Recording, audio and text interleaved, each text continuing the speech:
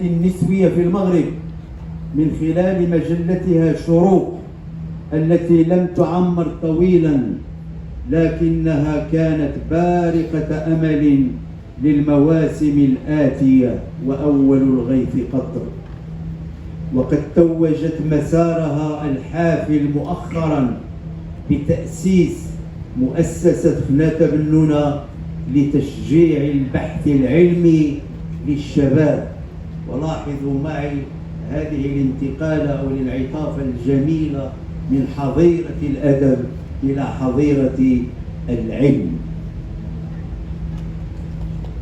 هذا قليل من كثير وغيض من فيض عطاء وبهاء هذه الأيقونة المغربية، ولا بدعة ولا جديد في كل ما قلته لكم أيها السادة والسيدات عن فنات بنونة، فهي سليلة ووريثة الحركة الوطنية المغربية، من بيضتها خرجت وفي عشها درجت.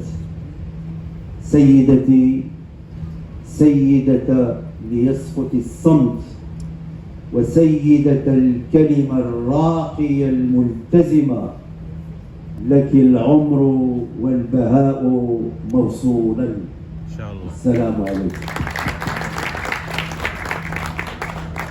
شكرا للناقد نجيب العوفي على هذه الكلمة التي تؤجج في الحقيقة أو تنفخ روحا داخل روح، وتعيدنا إلى فنات بنونة المناضلة والتي استطاعت أن تفرض وجودها في مجتمع وجودي، واستطاعت أيضا أن تكون كاتبة في الواجهة وليست كاتبة في الصفوف الخلفية، فهي لا تقبل أن تكون في الصفوف الخلفية مطلقا.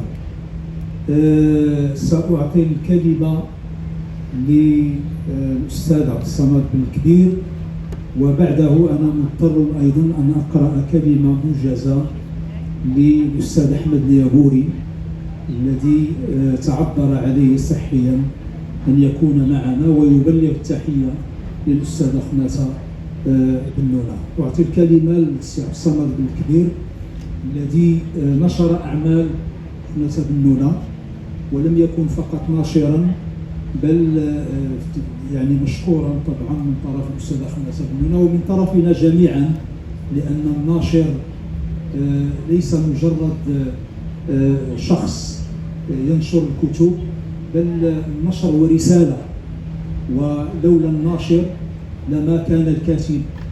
ولذلك السي عبد الصمد بالكبير طلع بهذا الدور رغم أنه مثقف ومساهم في الحركة الثقافية في المغرب وله العديد من الأعمال. طبعا هو حاضر معنا ليقول شهادته في الأستاذة فنات بنونة، فليتفضل مشكورا. شكرا جزيلا للجميع. وطبعا من فضائل هذه المعارض الدولية على قلتها أنها تتيح فرصة مثل هذه على قلتها في المغرب المعاصر. ولكن أود أن لا أمر سريعا على